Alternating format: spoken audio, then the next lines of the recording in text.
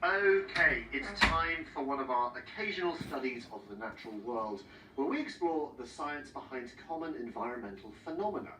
And today we're looking at something that can be both very impressive and very scary. Yes, he's gonna surf that wall of water. And yes, he has chosen the worst possible moment to fall off. Hang about, where's he gone? Oh, there he is. Hello? Are you okay? Don't worry, he was fine. Yes, waves are pretty powerful, and the key to that power lies in the science of the ocean. When strong winds beat down on the ocean, they transfer kinetic energy, which creates large, chaotic waves. As the waves move away from the storm, they calm into a regular pattern known as swells.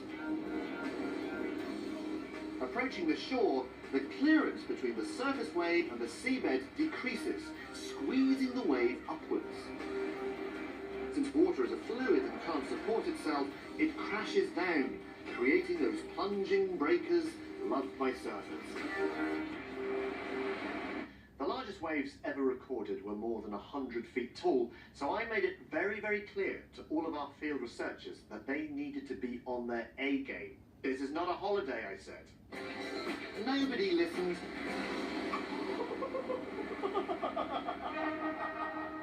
Rhea forgot that water is a fluid and can't support itself when forced upwards. But it can meter out some rough justice.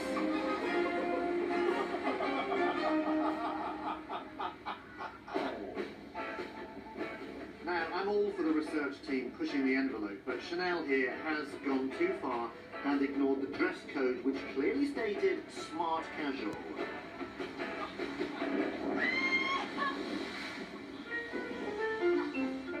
Not only did Chanel have to contend with the seabed squeezing the wave upwards, the rock she's standing on adds to the dramatic vertical crash.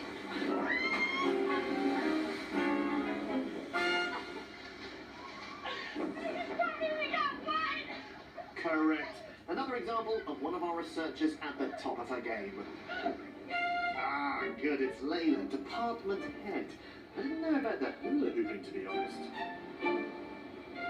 Layla knows that as waves move away from the storm that created them, they settle into regularly spaced swells, which means by my calculations, another one should be due... yeah, about now. Yep, there it is.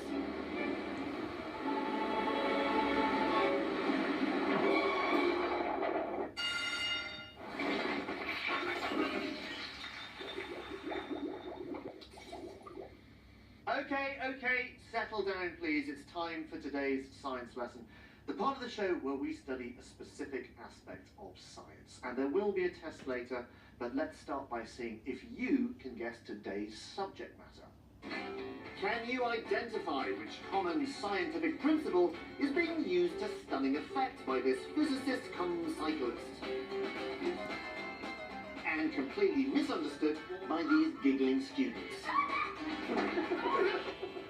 Yes, that's right. It's combined centre of mass. The principle that applies when two or more objects are coupled. And here's an example. A gymnast lifting his partner is raising their combined centre of mass. The higher it is, the more they are at risk of a toppling torque. So he keeps his base of support wide for stability. However, if the weight of one gymnast moves to the side, the other must compensate to keep the combined centre of mass over the base. Right, let's see who has been paying attention. Question 1. What happens to the combined centre of mass when additional weight is added directly above an object?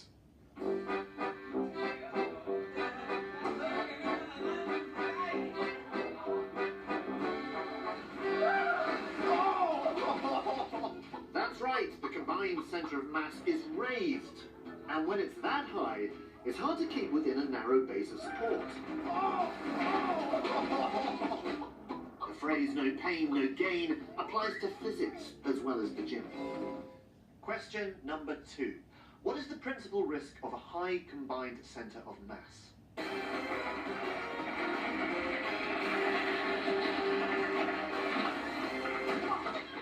Yep, it's torque.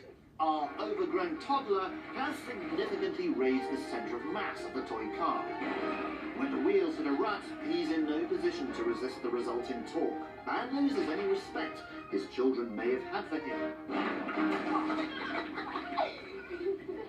Right, the third and final question. How can stability be maintained when multiple objects are coupled? That's correct, by keeping the combined centre of mass over the base of support. Arranging themselves in this unique way means that the combined centre of mass of riders and bike is still over the rear wheel on the ground. She hasn't got the best view in the world, though. Class dismissed. There's a